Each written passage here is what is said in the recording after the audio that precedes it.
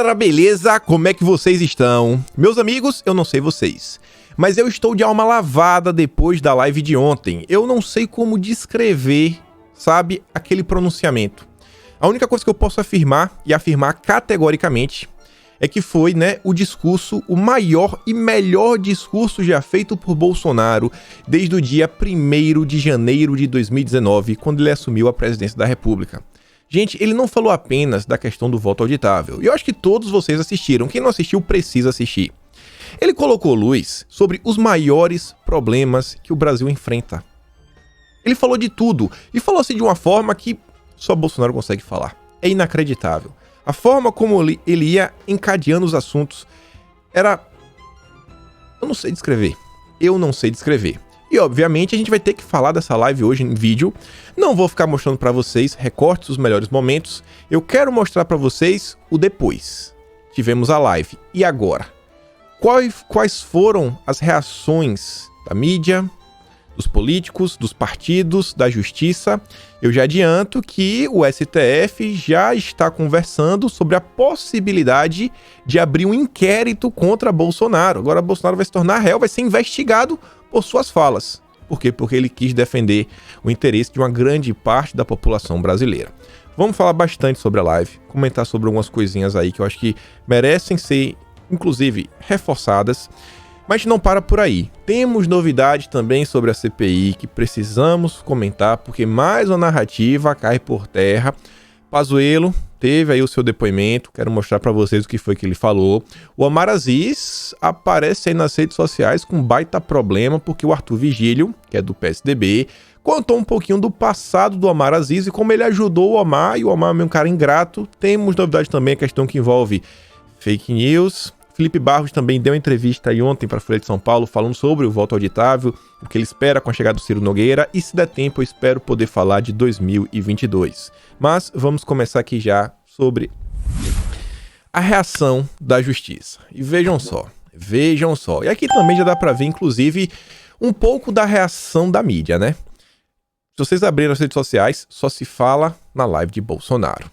Aqui a Folha de São Paulo já deu palco para maluco, né? O pessoal falou o seguinte: especialistas veem possível crime de responsabilidade e improbidade de Bolsonaro em live.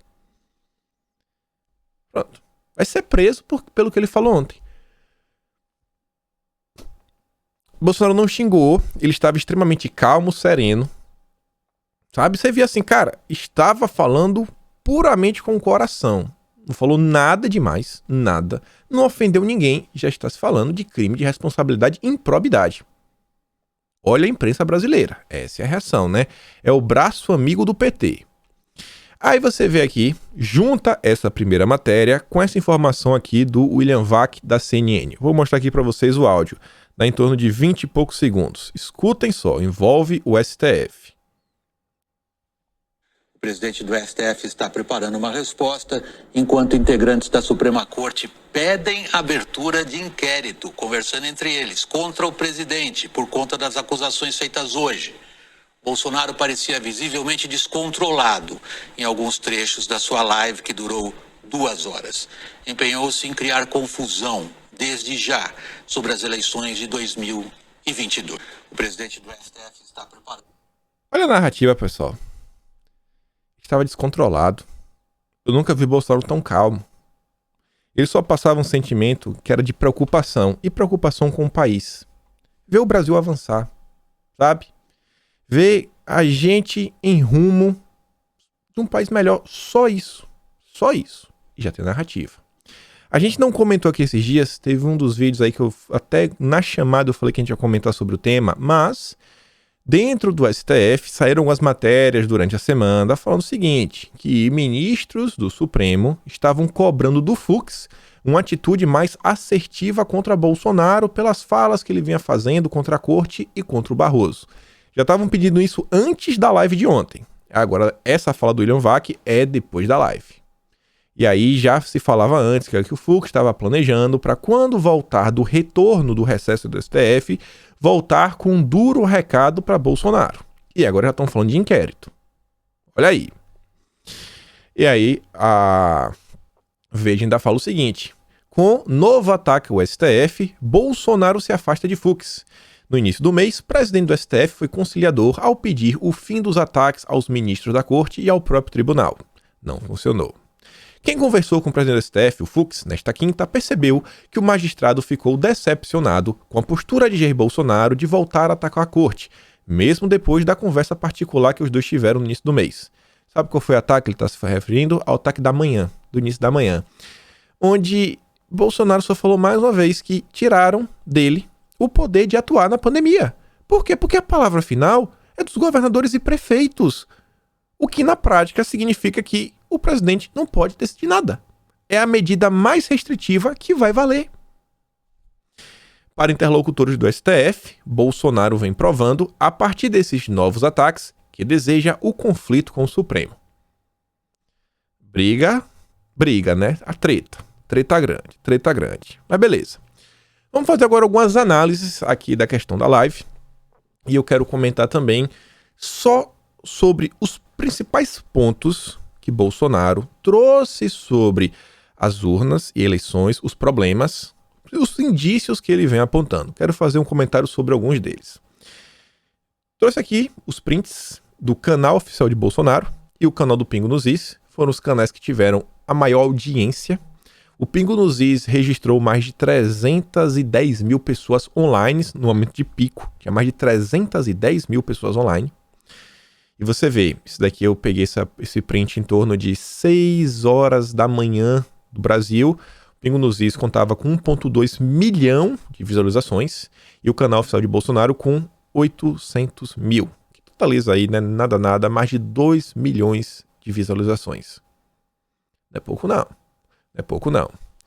E aí, assim, por ordem, eu não vou comentar muito, não vou comentar sobre a live como um todo, o que Bolsonaro falou sobre o Barroso, dúvidas que ele levantou sobre políticos e tudo mais, mas vejam só o seguinte. Esse daqui foi um dos vídeos que eu achei mais interessante, logo do início da live. Bolsonaro traz um rapaz, ele é desenvolvedor de sistemas, né, trabalha com softwares, e ele fez uma explicação das formas como você pode manipular o código de uma forma que você pode escrever aqui um número bonito. Você pode, aqui ele está botando aqui, ó, Maria é o 92. Você pode escrever o número 92, a foto da Maria pode aparecer, mas na hora de registrar, não vai registrar para a Maria. Ele mostrou isso daí, explica. Isso daí é algo bem simples, esse não me surpreendeu. Ele também mostrou que, por exemplo, você poderia apertar apenas o número 9 e assim que você aperta o número 9, já aparece, sei lá, a Maria de novo. Ainda tinha a opção que você, sei lá, você escreveria 94, que seria o João. Quando você apertar o 4, você não apertou o confirma, já apareceu na tela, nulo. O voto é anulado automaticamente.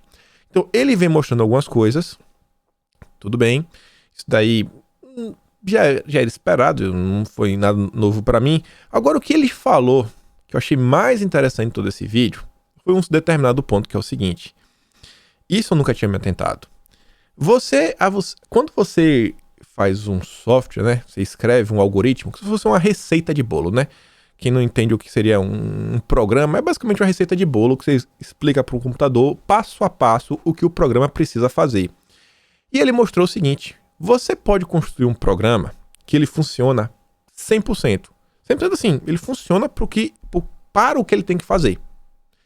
Você vota na Maria, o voto vai para Maria. Você vota no João, o voto vai para o João. Simples assim. O que tem que acontecer, acontece. Aí a pessoa vai lá, faz uma auditoria bacana. Realmente o programa funciona, não tem nada de errado. Só que aí você consegue colocar no programa uma instrução, uma linha de comando, que em determinada hora, dia, o programa vai funcionar de forma diferente. Ou seja, você faz uma programação falando o seguinte, ó, no dia 1º de janeiro, ele, das 8 da manhã às 17 horas, ele vai funcionar de forma diferente. A cada 3 votos para o João, a gente vai colocar um voto para Maria. Você pode fazer isso. Ou seja, você faz uma auditoria antes, bacana, perfeito, sensacional, porque o programa da urna eletrônica não é um programa de código aberto. Até o momento, né? Assim, não tá no GitHub para os desenvolvedores pegarem, olharem, esmiuçarem do início até o fim para ver como é que funciona. Não é um código aberto. que achava que deveria ser. Então você vai lá, você faz a apuração antes, perfeito, sensacional. Aí tem o momento da eleição, naquele momento, aí você faz a sua programação para o que você quer, e depois que acaba a eleição, o programa volta ao normal. Aí você faz o teste 100%, perfeito. 100% e perfeito.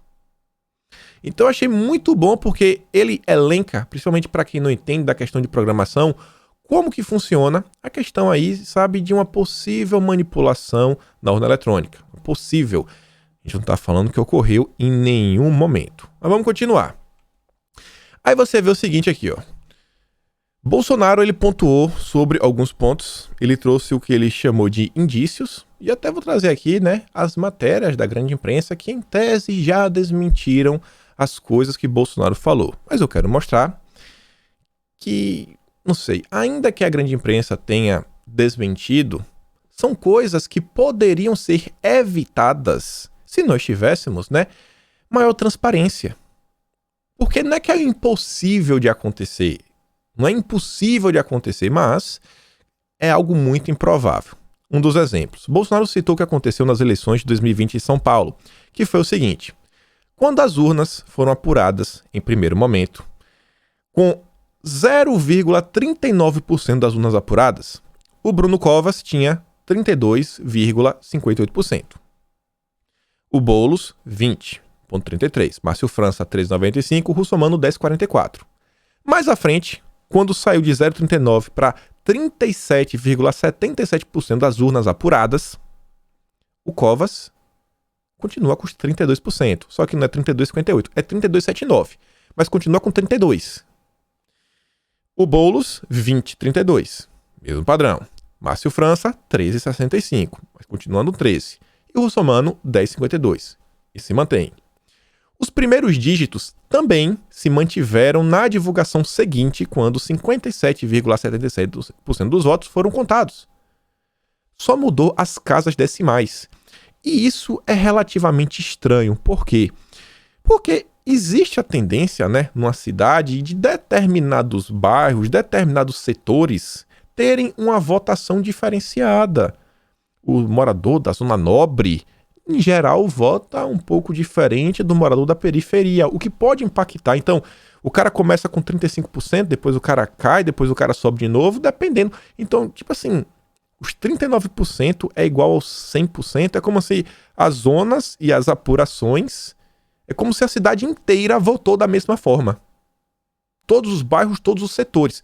Isso é impossível? Não é impossível. Não é impossível. Mas é a típica coisa que deixa todo mundo assim, cara, isso é bem estranho. Mas não é impossível. Isso não significa que teve uma fraude.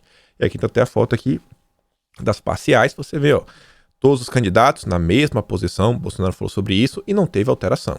É impossível? Não é impossível. Por isso que é importante ter mais transparência, que é para não restar dúvidas. Para não restar dúvidas. Falar, pô, realmente, sabe, o Brasil surpreende. Coincidências acontecem. Por isso que precisamos, para ninguém ter dúvida. Olha só aqui. Aqui é um gráfico da apuração. Ó. Porcentagem de votos. A linha azul é o Bruno Covas. Vermelhinho é o Boulos. E verde é o Russomano. Vejam só. Que a partir daqui, mais ou menos aqui assim, ó. Às 17h36. Ou seja, depois de 16 minutos, acabou. Gente, é basicamente uma linha reta, ó. Não tem oscilações. Não tem oscilações. Assim, você vai apurando e não tem oscilação. Não tem um sobe e desce, sabe? Porque assim, não. Vamos falar eleição a nível nacional, que é mais fácil de entender. Pô, a gente tá começando aqui a olhar o Nordeste. O Nordeste vota mais no PT. Então, o candidato petista sobe, depois vem o Sudeste, o candidato que é oposição vem crescendo. Não. Linha reta. É impossível? Não é impossível. Mas é a típica coisa que poderia ser evitada essas dúvidas com mais transparência nas eleições. E aí Bolsonaro também trouxe aí, né, esse print, e aqui já é no final, com a totalização completa, basicamente. Sei lá, ó, 32, 20, 13 e o mesmo 10, nas mesmas posições. Então é uma coisa assim que fica todo mundo desconfiado. Desconfiado, nada demais. Ainda aqui tem mais coisa. Você vê aqui, ó, a variação de votos. Ó, o Bruno Covas tinha aqui. As parciais não alteram, é como se fosse uma linha reta. Linha reta. Esse website aqui, né? Fraude, interrogação. A impossível matemática da eleição de São Paulo. Impossível não é improvável. Improvável. Provável. Bolsonaro pegou daí, tinha outra imagem também que ele colocou na live de ontem. Outra questão que ele pontuou, que também deixa todo mundo assim meio, sabe, sei lá, surpreso, é o seguinte: ele fala nas eleições, as dele, o primeiro turno, onde, quando as urnas estavam com 53% das urnas apuradas, Bolsonaro já tinha 49%. E qual é a grande questão? Bolsonaro tinha 49% e o Haddad tinha 26%. Só que naquele momento, o Nordeste já tinha 43% dos votos. O Nordeste, que poderia fazer uma grande diferença para o Haddad, já estava quase, assim, já estava na metade da contabilização. Enquanto o Sudeste, que é muito mais populoso, estava aqui com 11%. E aí, a partir desse momento, você começa a fazer a apuração do Sudeste, só que os números de Bolsonaro não sobem. Pelo contrário, caíram um pouquinho. É impossível? Não é. Mas é algo assim, relativamente improvável. Improvável. Só isso daí. Tá entendendo? E você ainda vê aqui, ó, olha as parciais. No Nordeste, Haddad 46, Bolsonaro com 27. Já no Sudeste, Bolsonaro tinha 57. Ou seja, a tendência era para Bolsonaro crescer e levar no primeiro turno. É impossível? Não. Improvável. Por isso, com mais transparência, as pessoas não ficariam com essas dúvidas. E ainda tem isso daqui, ó. Putz, eu não peguei a notícia, mas eu vou mostrar para vocês. Eu vou dar um alt tab aqui e volto no vídeo de ontem. Vejam só. Outra coisa que Bolsonaro falou foi o que ocorreu nas eleições do Aécio, né? A alternância entre Dilma, Aécio, Dilma, Aécio, Dilma, Aécio, onde eles ficaram trocando entre si de posições, tipo assim, A, B, cada um na frente do outro, que a probabilidade disso acontecer também seria muito baixa. E por que eu quero trazer isso daqui para vocês e mostrar, eu fiz questão de relembrar isso daí, e eu queria mostrar uma coisa que não tá aqui, mas eu já abro aqui e mostro para vocês. É o seguinte, ó.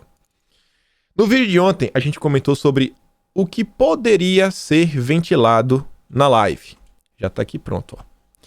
Uma matéria do Lauro Jardim falava o seguinte, ó. Jair Bolsonaro vai apresentar amanhã, em sua live semanal, um técnico em sistemas que provaria, segundo a lógica bolsonarista, que há a possibilidade de fraude nas votações por meio do voto eletrônico. E a explicação toda dará como exemplo a eleição presidencial de 2014, em que Dilma venceu Aécio. Quem vai apresentar essa história toda não será o técnico que faz tais testes. Esse técnico continuará sem ter o nome divulgado. Será mais uma tentativa de Bolsonaro de lançar dúvidas sobre o processo eleitoral. O pessoal já sabia que Bolsonaro se utilizaria desse vídeo aí.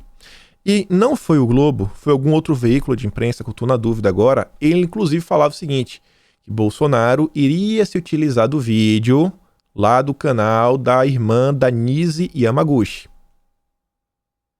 E minha pergunta é o seguinte, né? Quem foi que vazou para a imprensa essas informações, né? Quem vazou para a imprensa? Mas tudo bem, a gente sabe como é a imprensa brasileira, né? Eles têm fonte em todos os lugares, né? Mas vamos continuar. E aí, olhem só o seguinte. Olhem a quantidade de pessoas que estavam lá. Olha a quantidade de jornalistas.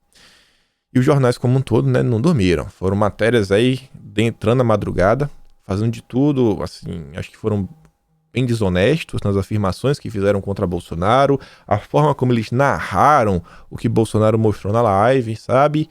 Como eles pintam Bolsonaro, né, um tirano, extremista, tudo mais.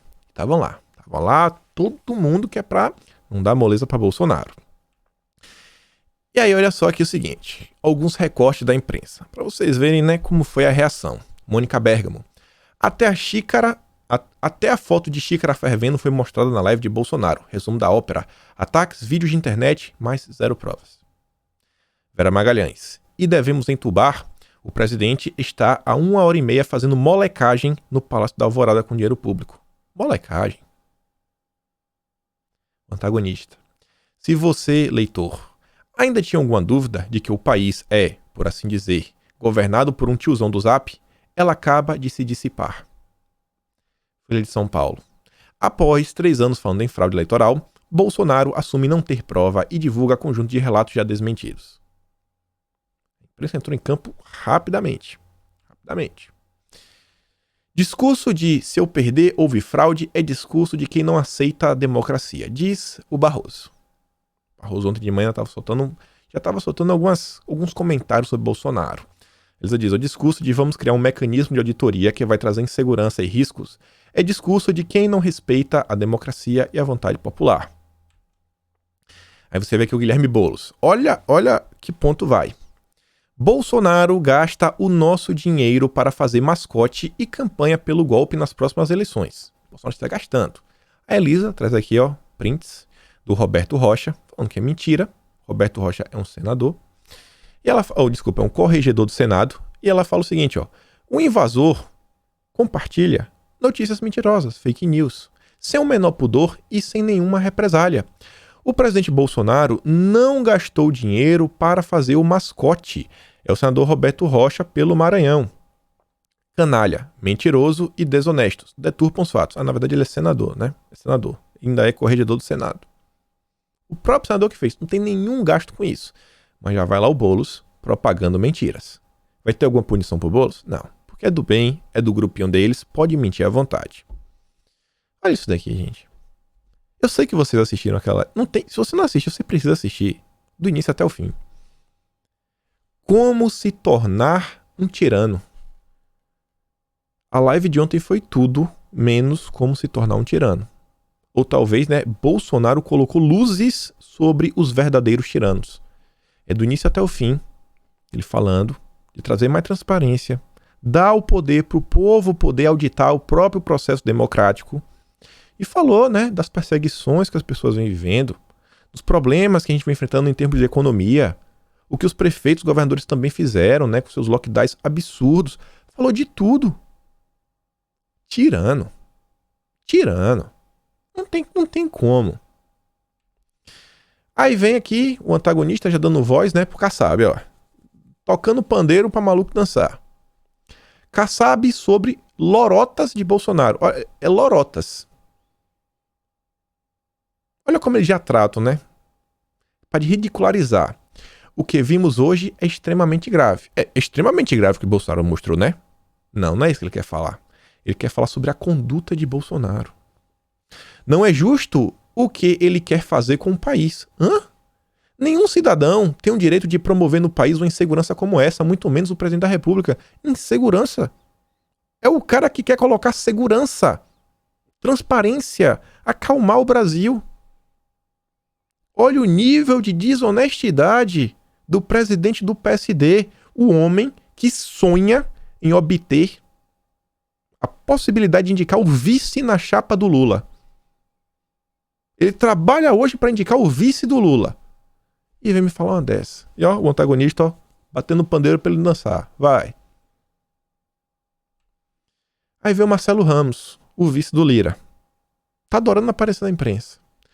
Como já era de se esperar, a montanha pariu um rato. Mas sabe, eu nem vou terminar de ler. Eu até vou terminar, mas eu quero mostrar uma coisa. Olhem o horário da postagem. 7h50.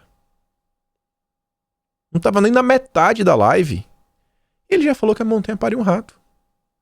Em live, Bolsonaro não apresenta nenhuma prova. Ninguém racional esperava que apresentasse de fraude não eletrônica. Usa suas frases desconexas e sua verborragia agressiva contra as instituições para animar sua plateia. Verborragia agressiva, o que foi que ele falou? Foi extremamente calmo e sereno. Não agrediu ninguém. Nem acabou a live. Marcelo Ramos, é o lulista. É o cara que vem tocando aí, a frente ampla do Lula lá no Amazonas. Todos os lulistas ontem estavam, pavorosos. Olha o Rodrigo Maia, que falou, eu tenho condições de auxiliar o Lula. Eu tenho como. Eu venho aqui, posso articular pro Lula. Tá lá. Durante a live, Bolsonaro falou, da PEC de 2015, que o Rodrigo Maia foi relator, e falou, por que o Rodrigo Maia mudou de opinião? Por que ele mudou de opinião? E vejam só, a cara de pau do Rodrigo Maia. Não tem explicação pra isso. Vejam só, eu vou dar play no vídeo, porque se eu contar, vocês não acreditam. E acho que se vocês verem, vocês também não vão acreditar. Boa noite, agora o presidente Bolsonaro na live disse que eu mudei de lado na defesa do voto democrático. Eu falei, não, presidente, eu nunca mudei de lado. Aliás, eu nasci no exílio porque nós sabemos bem o que é ditadura. Meu pai foi preso, torturado, exilado. Nós defendemos a democracia. O senhor é um populista. E como todo populista, ganha as eleições, como você e Trump, pelo voto democrático e depois por dentro do sistema questiona as instituições democráticas, como vem fazendo desde 19, com as manifestações contra o Congresso e contra o Supremo, as suas ameaças permanentes, inclusive do seu ministro da Defesa. É assim que os populistas trabalham, questionando a democracia representativa e o Estado democrático de direita, defendendo uma democracia direta. Presidente, que nada mais é do que uma ditadura, que é isso que o senhor defende. Vocês perceberam que ele falou, e ele não falou nada? Ele não falou porque ele mudou de posição? Fez só um discurso político maluco pra falar que Bolsonaro é um ditador? E pra mostrar que ele realmente mudou de posição, temos aqui o vídeo de 2015. Vamos deixar o Rodriguinho falar. Na reforma política eu tive a oportunidade de relatar a emenda constitucional e agora o projeto de lei em que tive a oportunidade de incluir a questão do voto impresso por ideia, proposta e trabalho do deputado Jair Bolsonaro, que no início desse debate talvez tenha sido um dos poucos deputados que acreditava que nós pudéssemos incluir na emenda constitucional e depois no projeto de lei que tive a oportunidade de também relatar. Então quero agradecer ao deputado Bolsonaro, agradecer ao plenário. A decisão de derrubar o veto do voto impresso é uma vitória da sociedade brasileira que pode ter o direito, a partir das eleições de 2018, de recontar qualquer uma das urnas. Tá vendo isso daí, gente? A vitória do povo brasileiro vai poder recontar. Obrigado aí, Bolsonaro, foi relator.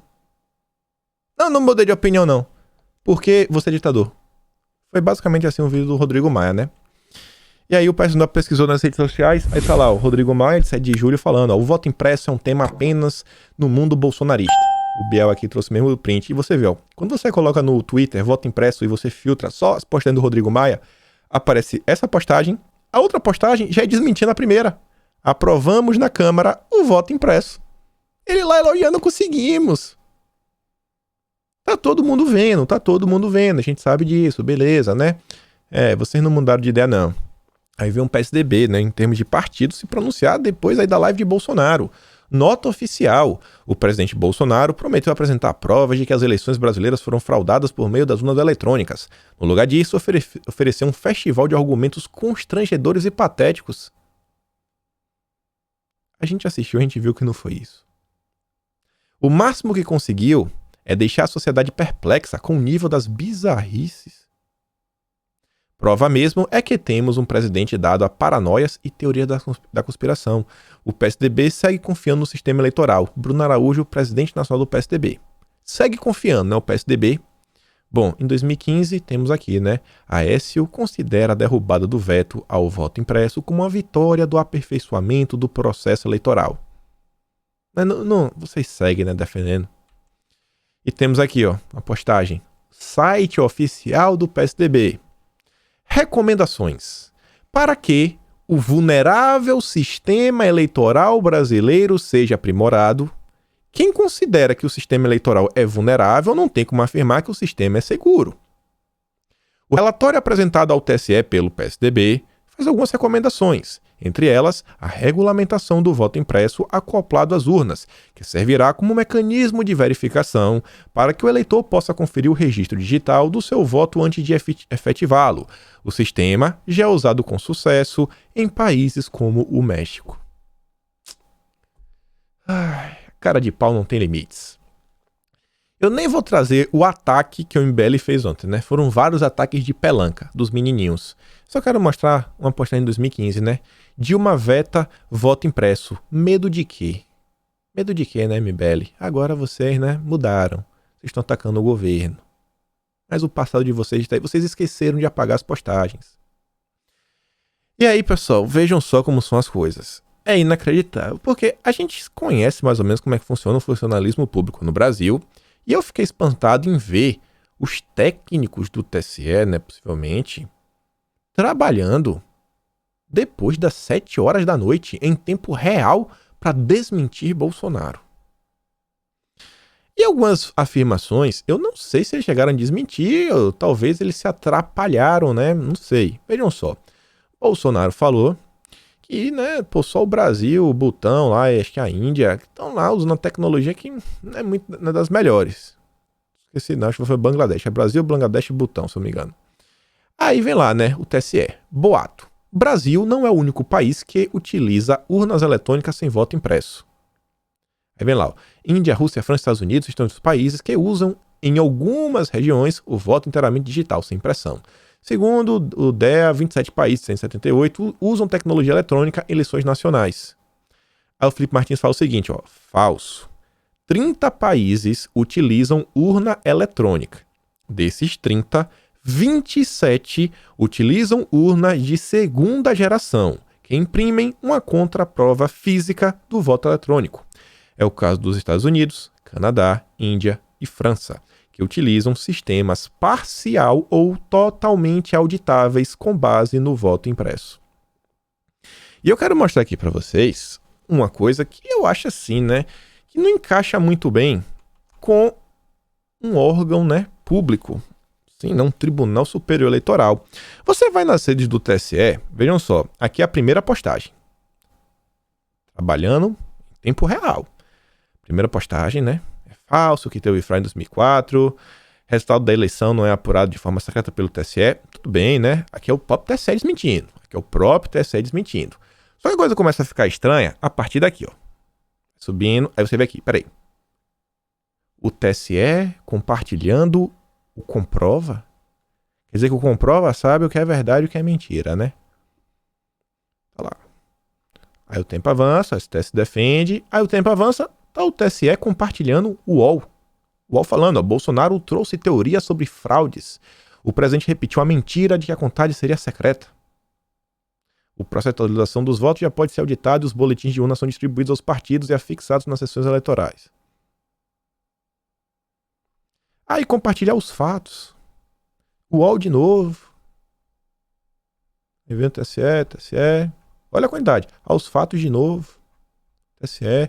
Estadão. Checamos. Estadão. Folha de São Paulo. UOL. Aí termina aqui.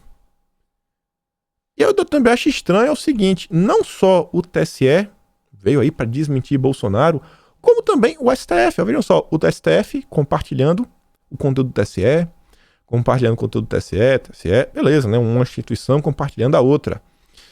Mas também compartilhando aos fatos. Em live nesta quinta, o presidente Jair Bolsonaro usou peças de desinformação. Nem vou terminar. Estranho, né? Comprova. UOL. Perfil oficial do STF. Todo mundo tinha a resposta na ponta da língua. Bom, achei meio estranho nesse comportamento. Um órgão público assim agindo dessa forma nas redes sociais, mas enfim, né? Eles podem tudo. E aí eu quero mostrar para vocês 2 pequenos recortes da Jovem Pan. Não vou mostrar aqui o do Fiuza primeiro, eu quero mostrar da Ana Paula Henkel, que ela elenca mais um ponto que eu acho seríssimo que Bolsonaro trouxe na live. Na verdade, quem trouxe foi o nosso ministro, Anderson Torres, ministro da Justiça e Segurança Pública, que ele fala o seguinte, vou deixar a Ana Paula Henkel falar. Exatamente o que está ali em relação ao relatório da Polícia Federal sobre todo esse sistema, e eu repito, não é possível auditar de forma satisfatória o processo entre a votação do eleitor e a contabilização de voto no boletim de urna. Ou seja, estamos falando exatamente dessa viagem, e se as urnas não são auditáveis, isso é um grande problema para a nossa democracia. Amanhã voltamos mais a falar sobre esse assunto. O ministro falou o seguinte, que não tem como ter certeza, porque não tem como auditar, que o voto do eleitor foi para quem ele desejava. Isso foi com base em um relatório da Polícia Federal. E aí eu quero trazer a postagem aqui do Fiuza. É uns 50 e poucos segundos. A Tsuki fala o seguinte, ó. Fiuza não é bolsonarista. Até ele teve dificuldades para começar a expressar o que foi essa live. A primeira coisa que ele constatou foi foi o que eu, bolsonarista, disse quando terminou a live. Bolsonaro é o líder e hoje exerceu esse papel com maestria. Vejam só a fala do Fiuza. Opa. Olha, foi um pronunciamento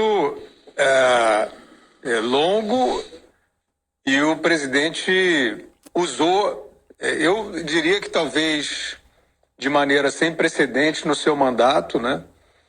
Usou a sua liderança, a liderança que ele tem e que ele afere nos seus percursos pelo território, né, no encontro com a população, também nas redes sociais. Ele usou essa liderança para passar uma mensagem. Essa mensagem é algo que nós temos tratado aqui nos Pingos nos Is, não como alarmismo, né, não é o nosso interesse, mas como uma constatação. A democracia no Brasil está em risco. É inenarrável aquela live. Precisa assistir. Sabe, eu... Não dá nem pra falar dessa forma, mas é assim, não sei se seria meio clichê ou meio sem noção. Mas eu senti no Eternômico o seguinte, você tem que sentir, sabe, as palavras de Bolsonaro. Você escuta e reverbera no coração das pessoas. Tudo bem. E aí, vejam só, né? A gente quer saber o voto auditável. Tivemos a live ontem. Eu acho que o objetivo principal não é saber nem se houve fraudes ou não. Mas o que foi mostrado são tantas coisas estranhas, mas tão estranhas. Desde questões que envolvem as eleições como, em si, né? Como políticos, atores políticos, juízes, pessoas que estão empenhadas em impedir que tenhamos o voto impresso, auditável e com contagem pública.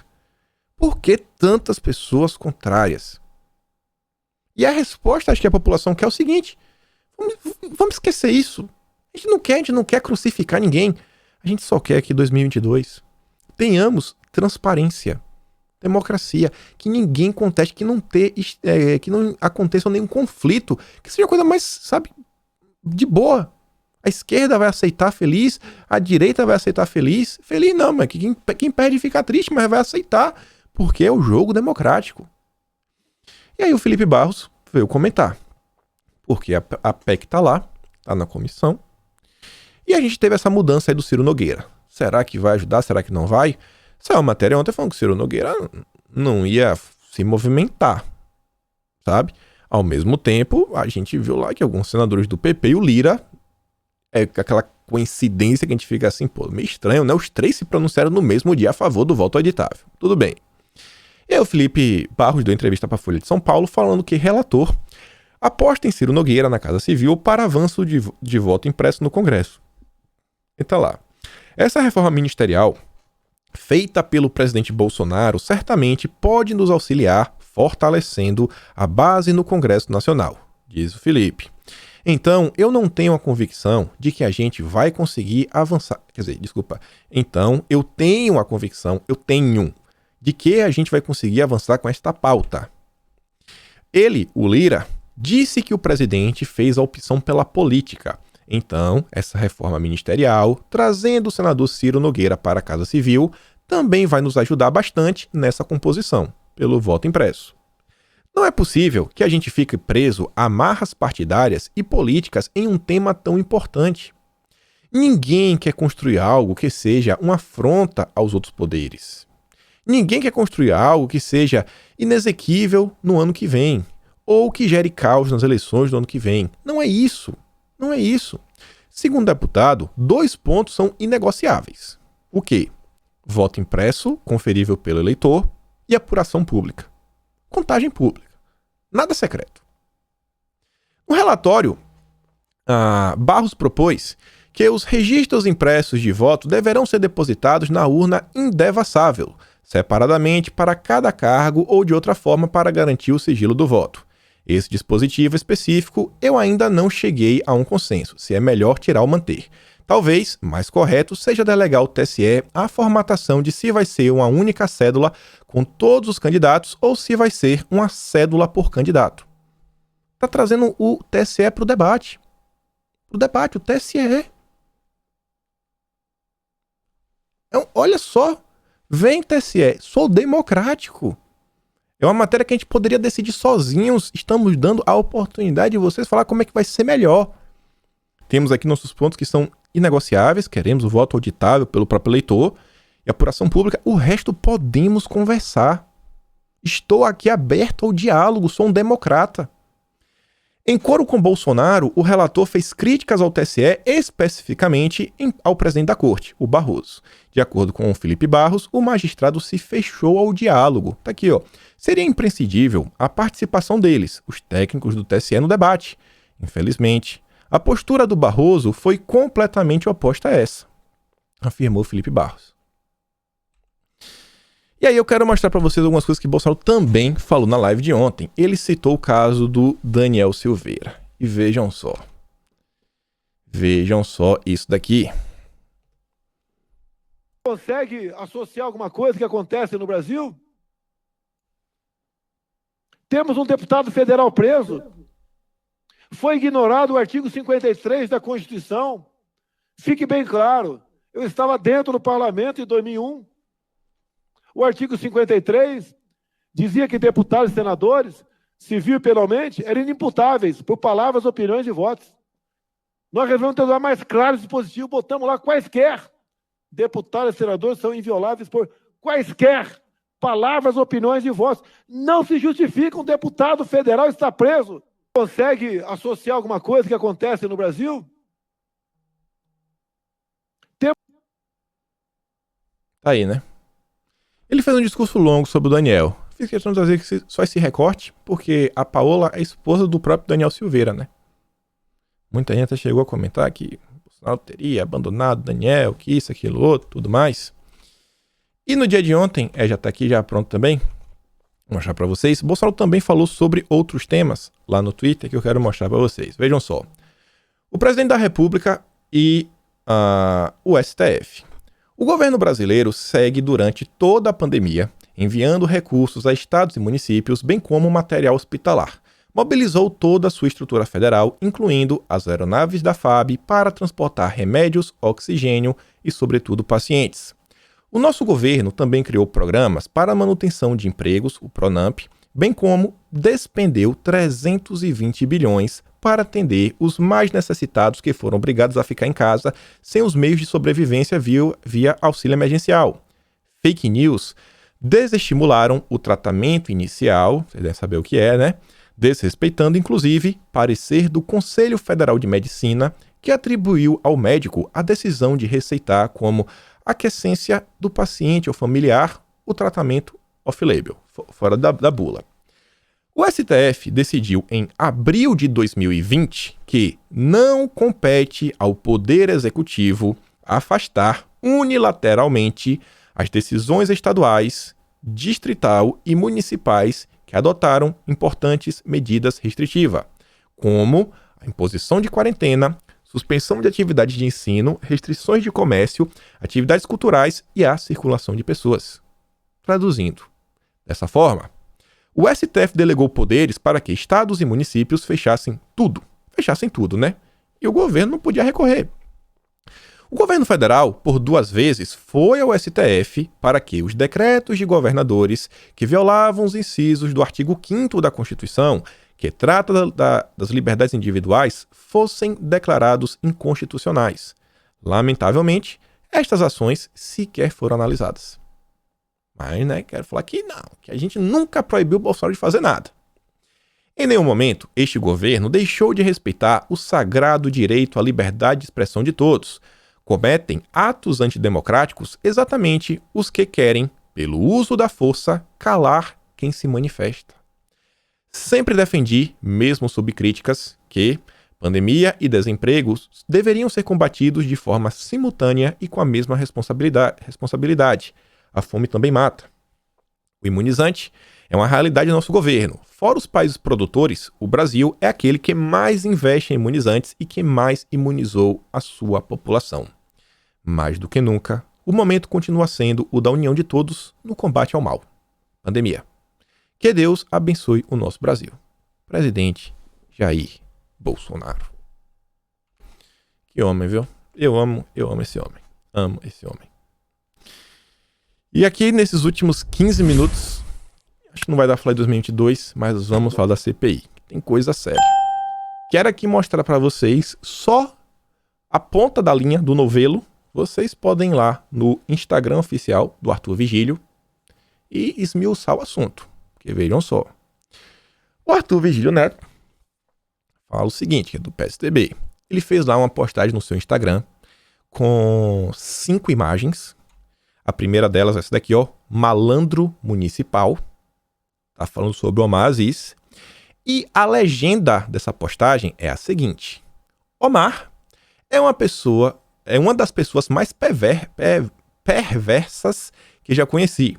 Ele nunca mostra a cara, porque se alimenta de um cardápio bizarro, realmente cruel. A intriga. A pedido de sua mãe, respeitável e querida senhora, aceitei, acreditando somente nela, envolver-me na luta da CPI, vamos falar assim, do abuso infantil. Que o nome é pesado, não pode nem falar esse nome em live. Começa com P. E termina com Lia. Minha não interferência seria o fim da vida política do Omar Aziz. Uma dura condenação penal, o Omar seria preso, e a desmoralização completa. Falaremos brevemente de outros fatos e de mais detalhes do que já foi relatado. Se você quer saber essa questão do Omar, eu te recomendo, vai lá no Instagram do Arthur Vigílio, que é ele que tá falando, não sou eu, né? Porque isso aí, você sabe como é, a coisa pesada. E vejam só. Senadores da CPI já sugerem condução coercitiva do dono da Precisa.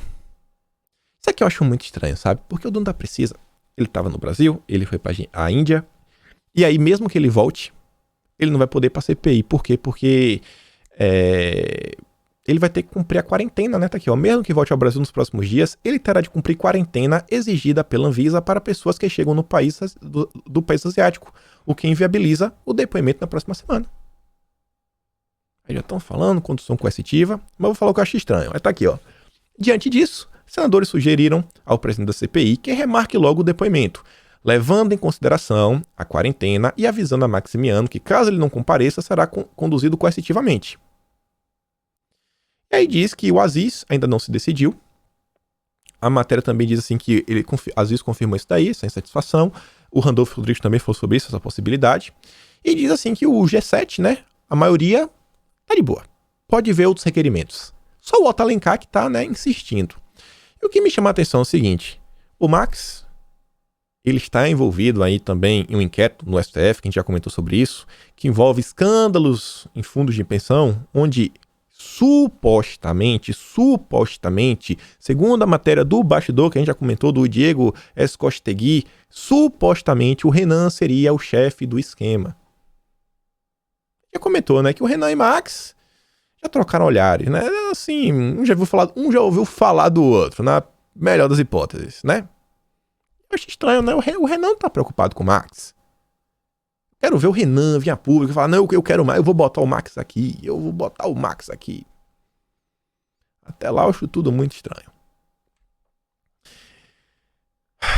Isso aqui é um absurdo. Isso aqui foi confirmado também, ó. A informação foi confirmada pelo próprio senador Omar Aziz. A CPI pedirá afastamento de Maíra Pinheiro e bloqueio de bens da Precisa. Olha só, eu não entendo por que o bloqueio de bens até o momento, porque nenhum contrato foi feito, nenhum real foi pago. Então, no que diz respeito à CPI, pandemia, eu não entendo por que seria bloqueado os bens. E eu entendo menos ainda por que a Maíra seria afastada. Foi a Maíra que teve os dados vazados, né? Tava na CPI, que era para ser sigiloso. Se tem que tomar alguma ação judicial, seria contra as pessoas que vazaram o conteúdo que o STF falou que não poderia vazar. Mas a CPI, né, a gente não duvida de nada. Aqui é extremamente importante mais uma narrativa que cai por terra. Vou até mostrar aqui a próxima, isso aqui a gente comentou no vídeo de ontem, que foi que a CGU não encontra evidências de superfaturamento em Covaxin, diz TV. Mostrei para vocês ontem, aí na CNN não mostrei o vídeo, mas mostrei o áudio. Não tem superfaturamento. E ontem o Pazuello deu seu depoimento, falando o seguinte: em depoimento à Polícia Federal, Pazuello diz que recebeu pedido de Bolsonaro para apurar suspeitas na Covaxin. Bolsonaro avisou, investiga isso daí. E foi investigado e não achou nada. Segundo pessoas que acompanham a investigação, o ex-ministro afirmou à Polícia Federal que foi informado por Bolsonaro sobre suspeitas de irregularidade no contrato da Covaxin e que determinou ao seu secretário executivo, o Elcio Franco, que verificasse se havia algum problema na documentação. Pazuello relatou que essa análise não encontrou nenhuma irregularidade no negócio. Não encontrou nada. No depoimento, o ex-ministro disse que a ordem para apuração foi feita de forma verbal e, por isso, não tinha nenhum registro. Os argumentos apresentados à Polícia Federal foram semelhantes ao que constava em ofício enviado por Pazuello à PGR. Os problemas que tinham, foram corrigidos. Não, olha, você tem uma coisa errada. Ah, não, a gente olhou aqui, mas a documentação da precisa já foi feita. Eles corrigiram lá os valores e tudo mais. Tá aí, cara. Aí as pessoas querem falar que é improbidade administrativa. Bolsonaro avisou. O depoimento do Pazuello confirma isso e também o documento que tinha apresentado para a PGR. Narrativas caindo por terra. E aqui o que mais me deixa assim, de olho aberto em relação à CPI, você já sabe. Questão que envolve, as famosas fake news. CPI cobrará Ernesto e diplomata por lives negacionistas. A CPI quer que Ernesto e o diplomata Roberto Goidanic, que presidiu a Fundação Alexandre de Gusmão, o braço de estudos do Itamaraty, sejam responsabilizados pela organização de lives que espalharam conteúdo falso sobre a pandemia. O cara lá, o Ricardo, que é mais fácil, o Roberto, presidiu a fundação durante toda a gestão de Ernesto, quando organizou lives com todo tipo de bolsonarista. Desde ativistas como Alexandre Garcia. Olha isso daqui. O Alexandre Garcia não é mais um jornalista. O Alexandre Garcia, ex-Globo, ele agora é um ativista. Olha como até o Alexandre Garcia foi citado. E eu fico assim, por quê? Saíram as matérias um tempo atrás, colocando assim, um alvo no Alexandre Garcia, falando que ele ganhou muito dinheiro, espalhando mentira, ele ganhou dinheiro, teve vídeos removidos. Eu acho que a imprensa, eu acho que na verdade a CPI não vai aliviar nem pro Alexandre Garcia. Alan dos Santos, até teóricos da conspiração youtubers, como Felipe Martins. Assim, Felipe Martins, ele é teórico ou youtuber, Eu não sei qual dos dois, porque assim, como Felipe Martins, então é um exemplo algum dos dois. Eu não sei, porque, mas assim, Felipe Martins, que além de influenciador, até hoje assessora Bolsonaro no Planalto. Felipe Martins é um influenciador, sério mesmo? Tá bom. A CPI prepara ofício ao Itamaraty para que o Ministério informe os custos de cada live. Lá vem, segue o rastro do dinheiro. Meu amigo, isso aqui vai dar confusão, gente. Isso vai dar confusão. Junta isso com essa outra. Bolsonaro deu 1.682 declarações falsas ou enganosas em 2020, aponta relatório de ONG internacional. Essa ONG, que é Article 19, artigo 19, só vou dar uma informação para vocês. Procurem no Google, eu já comentei sobre essa ONG aqui mais de ano atrás.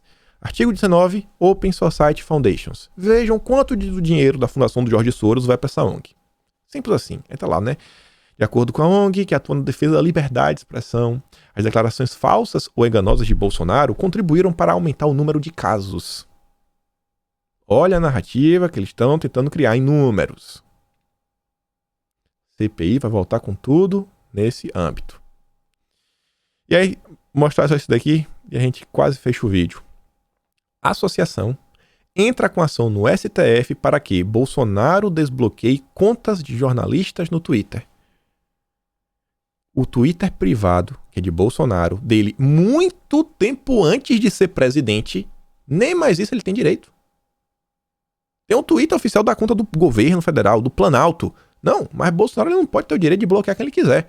Ele não pode seguir quem ele quer, não. Vão no STF. Olha o nível de absurdo. Isso aqui é coisa pro STF tá se debruçando. O STF tá com muito tempo sobrando, Mas tá com muito tempo sobrando. O Brasil é complicado. Mas calma aí que não acabamos. Calma aí que não acabamos.